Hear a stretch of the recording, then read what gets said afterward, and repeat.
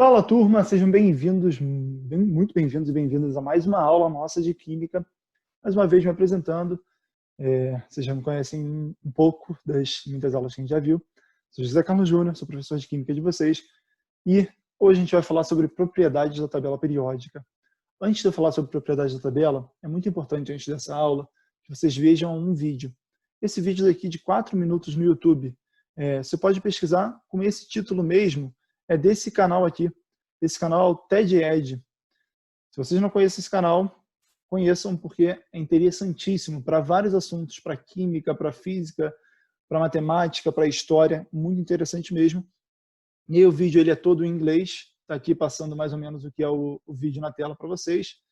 E aí, além de ser em inglês, a gente pode ativar as legendas, como vocês já devem saber, já devem estar cansados de saber que aqui a gente consegue ativar as legendas e consegue, inclusive, mudar o idioma lá para português, né? Alemão, se você quiser, se você tiver afim.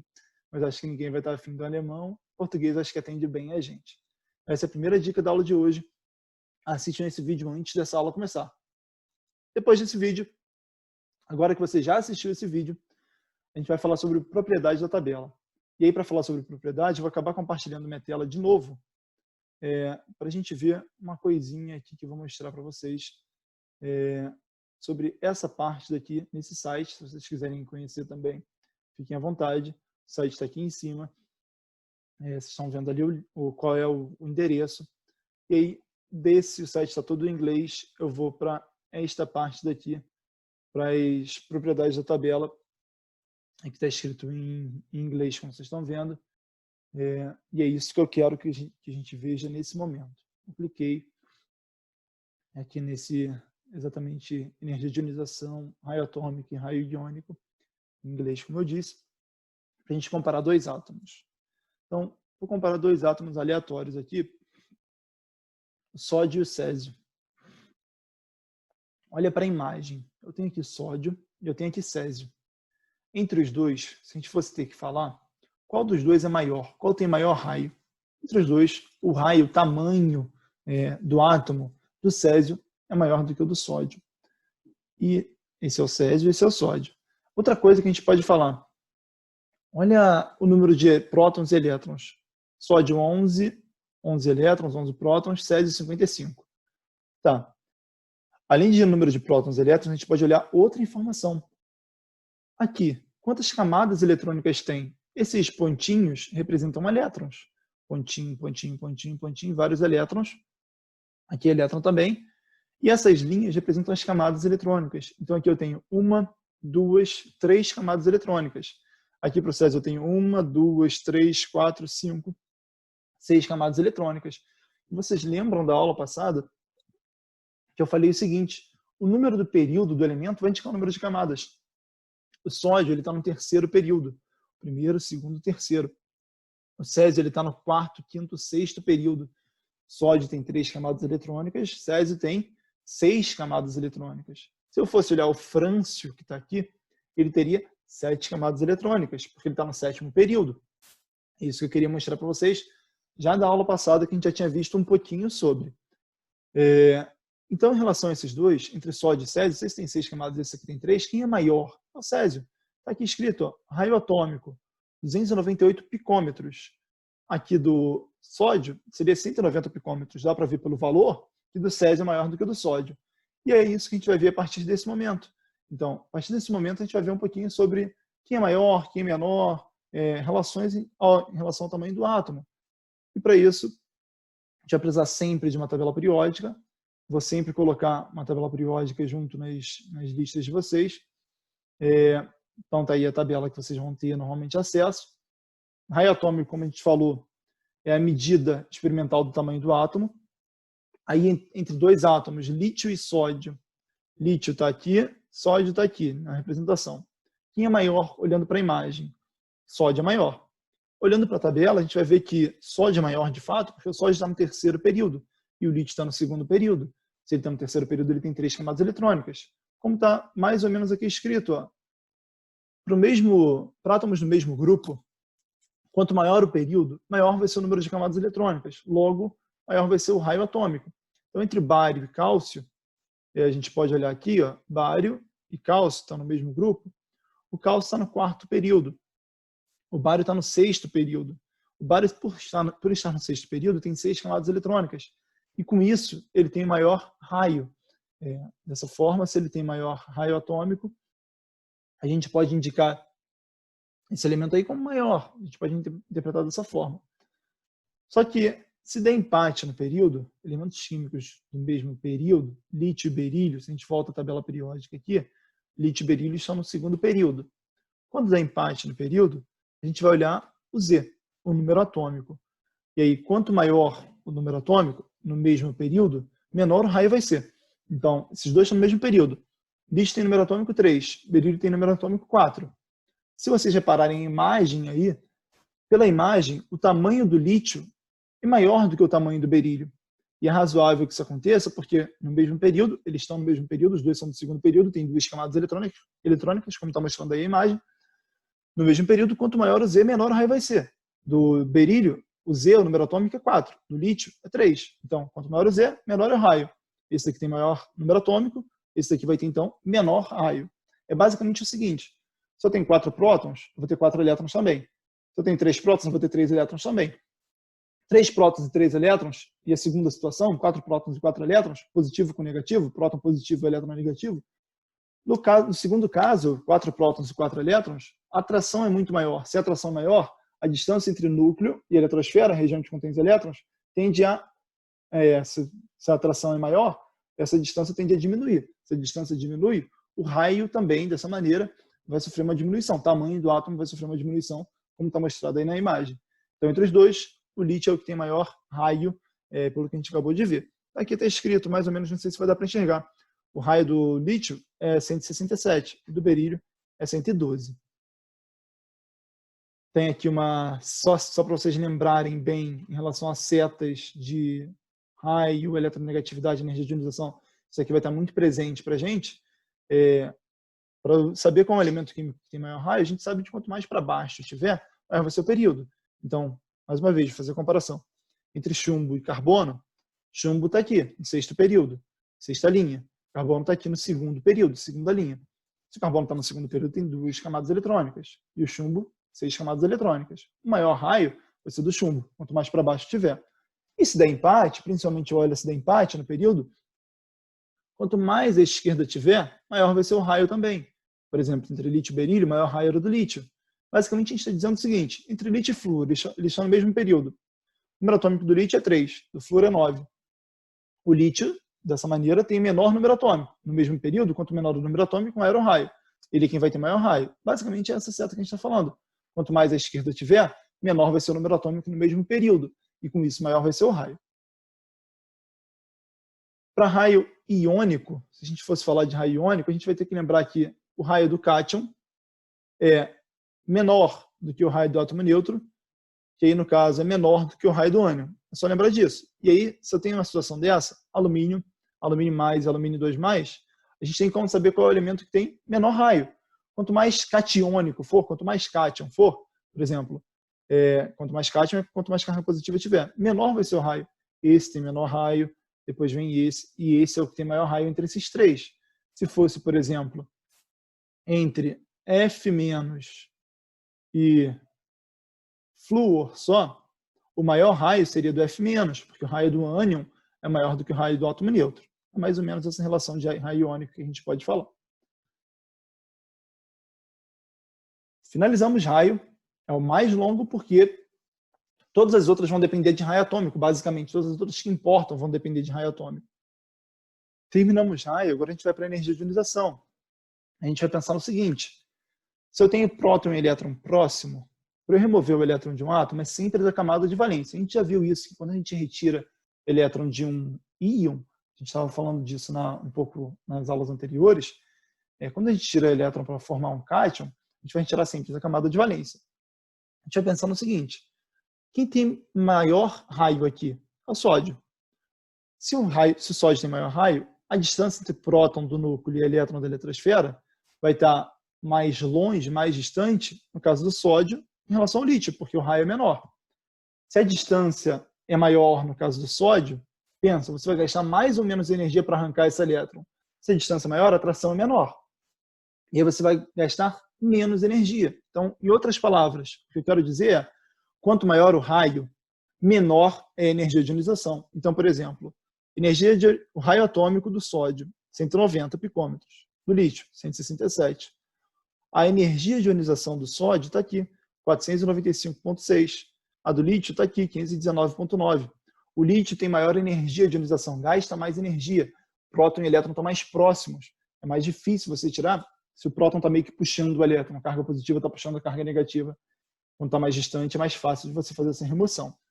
Se é mais fácil, você gasta mais energia, pega a visão. E aí está escrito ali, ó, quanto maior o raio atômico, mais fácil é para rolar essa remoção.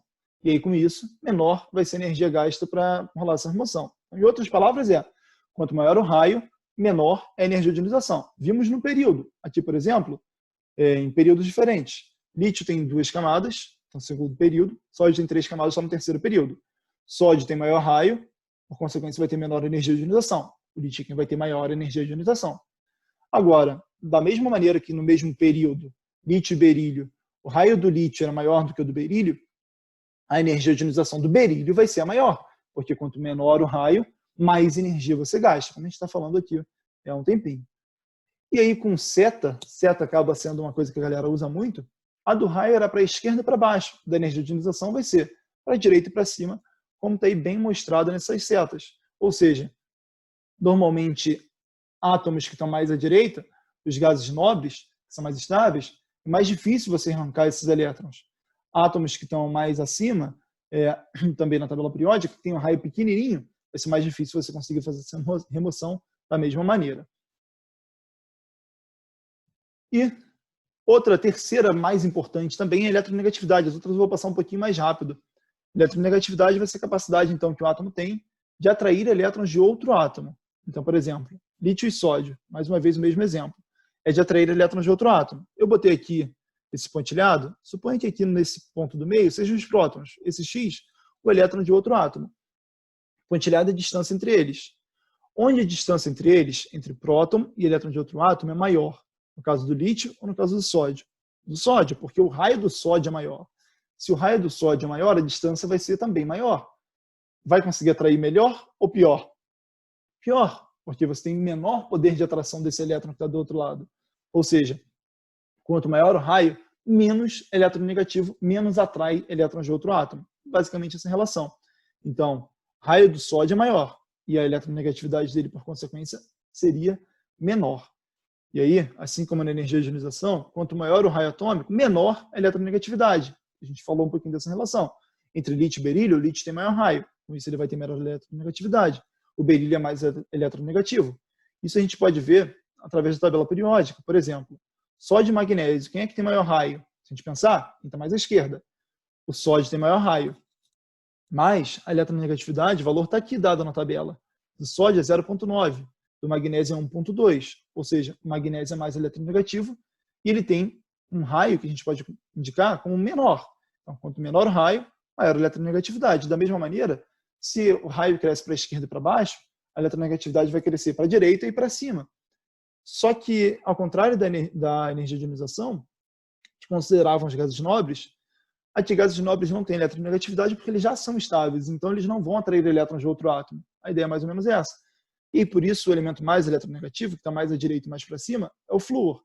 A eletronegatividade dele é 4. Se você olhar os outros, não são tão altas. Do oxigênio é 3,5, do cloro é 3, do enxofre é 2,5 e por aí vai. O flúor é o mais eletronegativo da tabela, por estar mais à direita e mais para cima, desconsiderando os gases nobres que não têm valor de eletronegatividade, como a gente pode ver aqui sem o quadradinho presente. E aí, como eu disse, esses aqui não são tão importantes. Densidade, lembra que densidade é massa sobre volume? É basicamente essa relação da massa atômica, massa mesmo, sobre volume atômico, a gente vai ver um pouquinho sobre volume atômico, e densidade então vai crescer, é uma seta um pouquinho louca, para baixo, ao invés de ser para a direita ou para a esquerda, é para o meio. Então, as extremidades têm menor densidade, o meio vai ter uma densidade maior, eu vou explicar um pouquinho mais sobre isso. Por exemplo, na mesma família, família 1, lítio, sódio, potássio, rubídio e césio. Lembra que a densidade cresce para baixo. Então, aqui está no segundo período, terceiro, quarto, quinto e sexto. Vê a densidade, grama por centímetro cúbico. 0,53, 0,97, 0,86, 1,53, 1,9. Aumentou de acordo com o que vai para baixo da tabela. E aí, ao longo das famílias, no mesmo período, lítio, berílio, boro e flúor são do mesmo período, a gente vê que, deixa eu só consertar aqui, porque o flúor na realidade está no grupo 17. Mas isso não vai alterar muito. A ideia é saber que ele está numa extremidade. O lítio tem densidade 0,53, o berílio 1,85, o boro 2,45 e o flúor 1,31. Ou seja, lítio e flúor que estão nas extremidades, as densidades são menores do que berílio e boro, que não estão em extremidades. Como a gente vai poder ver já na tabela periódica. Então, tabela periódica, lítio, berílio, boro e o flúor. Quanto mais para o meio tiver da tabela, maior vai ser a densidade. Como eu coloquei ali, o ósmio é o elemento químico que é mais denso. Se eu olhar aqui, o ósmio é o elemento químico mais denso. A gente vai falar um pouquinho sobre isso. Ele está mais para baixo e também ao centro da tabela periódica, a gente pode entender assim. E vamos falar sobre isso quando eu citar volume atômico. Volume atômico, mas sobre volume e densidade. Gente, quanto maior o volume, menor vai ser a densidade. E aí, átomos volumosos, grandes, eles normalmente tendem a ser um pouco menos densos, apesar de que a massa desses átomos que se são grandes, normalmente, também é grande. Por exemplo, o césio, que está aqui, mais ou menos, o volume dele é grandão, mas a massa dele também é grandona. Mas aí isso faz com que, se o volume dele é grandão, faz com que a densidade dele seja um pouquinho menor em relação ao ósmio, por exemplo, que tem uma massa, o ósmio está mais ou menos aqui na tabela, tem uma massa maior do que a do césio, que está aqui, vocês podem consultar a tabela depois, maior do que a do césio, e um volume menor. Vocês estão vendo aqui o valor do volume. O valor não, o tamanho. Esses quadrados em branco significam que esses elementos ainda não foram catalogados os volumes. E por isso que o ósmio é o que tem maior densidade, né? A gente consegue saber qual é o volume dele. O volume atômico vai crescer para baixo e para as extremidades. Então, a densidade era para baixo e para o centro. O volume atômico é para baixo e para as extremidades. E aí tem uma tabela que vocês podem dar um pause e tirar algumas conclusões. E para fechar, ponto de fusão e ponto de ebulição. É um pouquinho mais doido. O restante da tabela, tudo para baixo. Sim, quanto maior for o período, maior ponto de fusão e ponto de ebulição. Grupo 1 e grupo 2, quanto mais acima tiver, maior ponto de fusão e ebulição, e as setas encaminham para o meio, assim como densidade. Então, mais ou menos assim. Grupo 1, família 1, lítio, sódio, potássio, rubídio e césio. Ponto de fusão deles, 179, 97,5, 63,5. Aqui eu estou falando de segundo, terceiro, quarto, quinto e sexto período. Ou seja, foi caindo ao longo dos períodos, porque grupo 1 e grupo 2, quanto mais acima tiver na tabela periódica, maior ponto de fusão e ponto de ebulição. Ponto de ebulição, a mesma coisa a gente vai observar. Agora, ao longo de um período, do mesmo período, segundo período lá, eu tenho lítio, berílio, boro e flúor. A gente vai voltar aqui e ver. As setas estão encaminhando para o meio, para o centro. Então, lítio, ponto de fusão, 179. Berílio, 1350. Boro, 2300. Flúor, menos 223. As extremidades têm ponto de fusão e ebulição menor, só lembrando. Mais uma vez aqui foi cometido o equívoco. O flúor, na realidade, está no grupo 17, não no grupo 14. Certo? Então, é isso que eu tinha para falar. Basicamente isso. Estudem principalmente as três primeiras. Raio atômico, eletronegatividade e energia de ionização são as mais importantes. Tem ainda a afinidade eletrônica e também a eletropositividade. Eletropositividade é só pensar o contrário da eletronegatividade, né? Então, segue a mesma linha, basicamente, do raio atômico. E a eletroafinidade é quem está afim de elétron. Segue mais ou menos a linha de atrair elétron, de eletronegatividade. É isso que eu tinha para falar, gente. Grande abraço, muito obrigado pela atenção de vocês e terem aguentado até esse momento. Tchau, tchau. Estamos juntos e qualquer dúvida, estou aí.